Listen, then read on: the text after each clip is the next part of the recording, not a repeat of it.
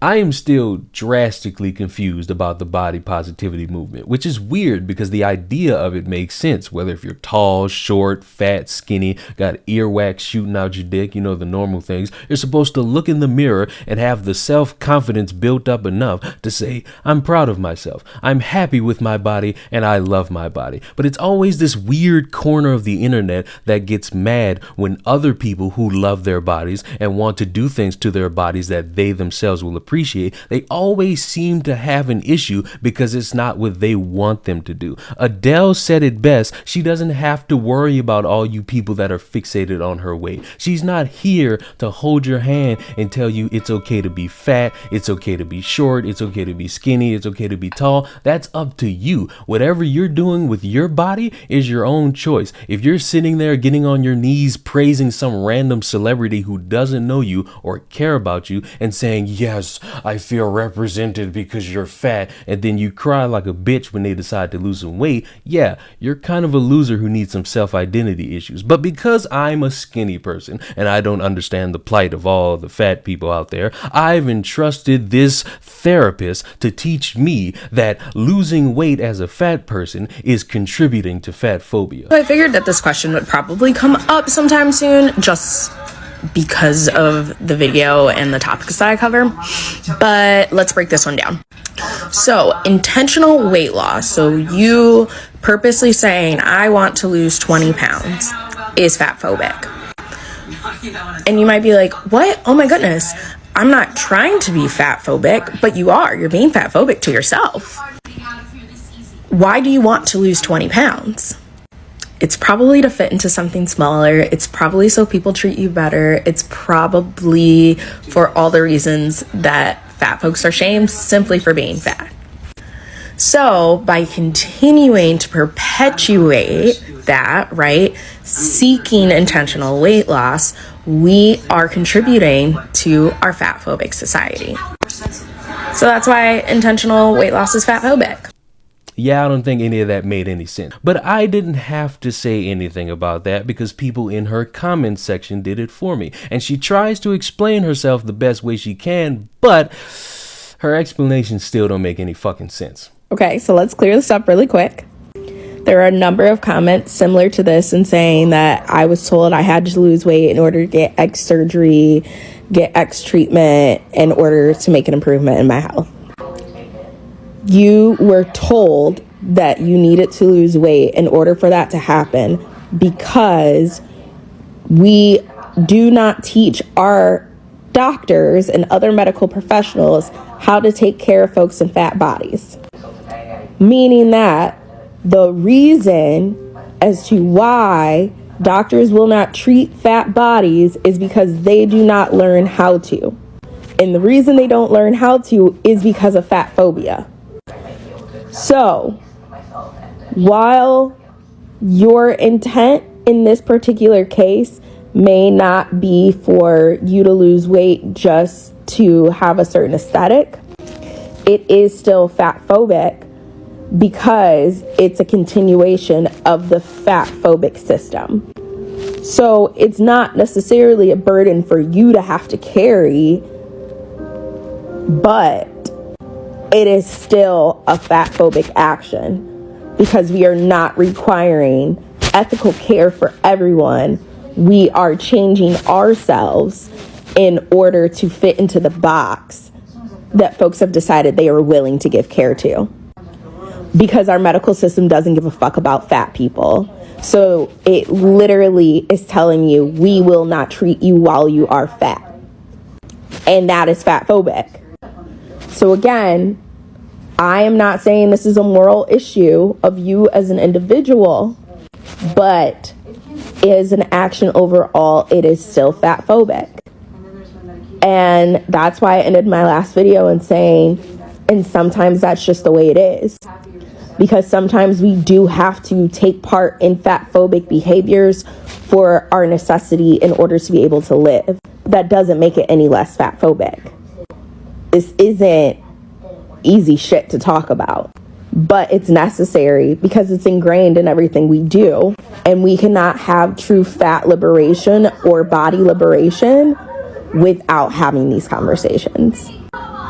And that is just the way it is. Locating veins to deliver anesthesia and life-saving emergency medications, determining the right dose of those medications, ensuring you get enough oxygen and airflow, especially if you have sleep apnea, adding to the time it takes to regain consciousness after surgery and your recovery time, increasing the risk of breathing problems with narcotics and other pain medicines, placing a breathing tube. I'm not seeing anything rooted in fat phobia here. I'm seeing what would be viable options to make sure that you lose just a little bit of weight so that your surgery can go by swimmingly. I'm not seeing anything that would be a detriment to fat people other than your own personal ego and how you feel that losing weight is somehow fat phobia. Okay, so these things are complicated.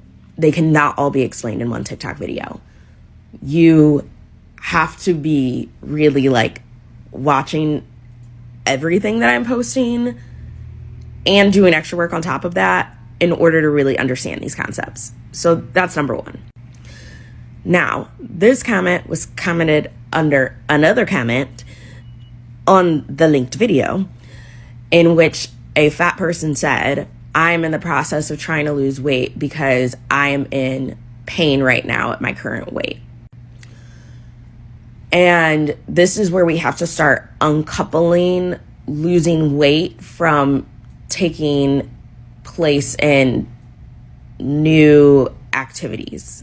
So what I mean by that is if this person is starting to exercise or starting to do physical therapy or starting to bring more gentle nutrition into their life, is your goal actually weight loss, or is your goal to attempt to become more active, attempt to have more gentle nutrition? Because if your attempt is just introducing gentle nutrition to your life and that has a cause effect of weight loss, that's different than I'm going on this diet or I am training 2 times a week because I just need to lose 40 pounds. If you are choosing to start exercising and maybe you haven't exercised in a while and then you end up losing weight from that, but you again are not intentionally, I need to go to the gym to lose 40 pounds, that can also be a little bit different. But the reality is that a lot of what we do is rooted in fat phobia. I still do things that are fat phobic. Not because I'm intentionally trying to be fat phobic, but just because it's so many of the guardrails in our society. So again, you cannot learn everything from one video. You have to be constantly doing this work and being immersed in this work in order to truly understand its complexities. And why I would not at this time consider myself a fat liberationist because of the privilege that my small fat body gives me. I would say that I am working towards that and trying to continue to uncouple so many things. It's all a learning process. That's really what I want y'all to understand. We all learn. This person said they started to work out, incorporate some nutrition. They lost weight, even though it was not their focus to lose weight. It just is a happenstance, right? But then other people started making comments on their body, and then it became the goal. This is why we need to stop making comments about people's bodies. You don't know why somebody's body is changing. You don't know why somebody's body is changing. You don't know why somebody's body is changing. You purposely saying, I want to lose 20 pounds is fat phobic. And you might be like, what? Oh my goodness. I'm not trying to be fat phobic, but you are. You're being fat phobic to yourself. You don't know why somebody's body is changing. There could be a number of reasons somebody's body is changing. And you might be like, what? Oh my goodness.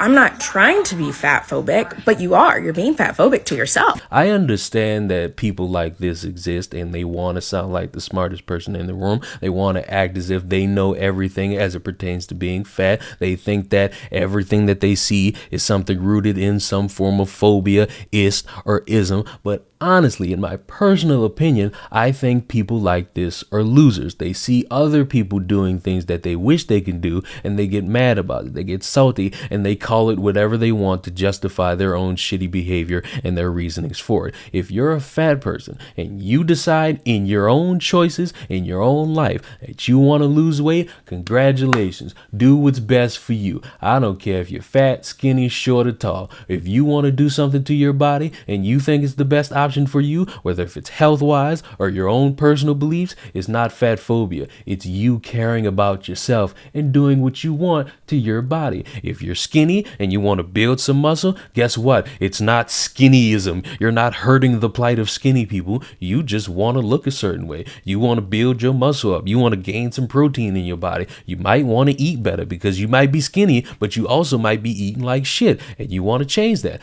Perfectly fine. All these weird people out there with these self-identity issues trying really hard to put people in this box, not really body positivity. No matter what you do with your body, as long as you look in the mirror and you say, hey, I love me. I've done this work. I've improved and I'm happy with my body. Just like when my body was fat, I'm proud of my body when it was skinny. Just like I love my body when I was skinny, I love it when I got these double D titties. Just when I love my body before my 6-pack, I have a 10-pack now and I feel the same way. It's just all about loving yourself. It's not that hard. It's not any phobia. Don't let any of these weird people try to put you in a box because you want to do something they're not going to do. Just enjoy your time and subscribe to the channel. I'll see you in the next one.